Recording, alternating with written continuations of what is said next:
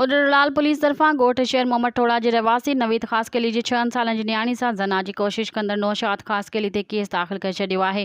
इन मौक़े ते उडरलाल पुलिस मीडिया खे तफ़सील ॾींदे चयो त असां वटि हिकु औरत पंहिंजी अटकल 6-7 सालनि जी नियाणी सां गॾु दाहींदे चयो त असां शहर मोहम्मद टोड़ा में रहंदा आहियूं।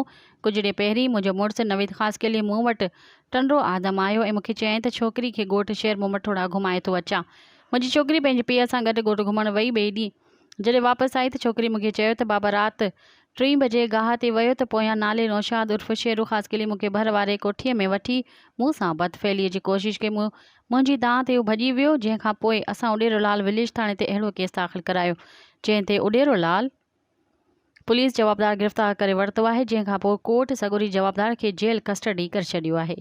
मज़ीद ख़बरनि ऐं तफ़सीलात लाइ विज़िट कयो असांजी वेबसाइट www.awamiNewsHD.com ऐं ॾिसंदा रहो अवामी न्यूज़ HD।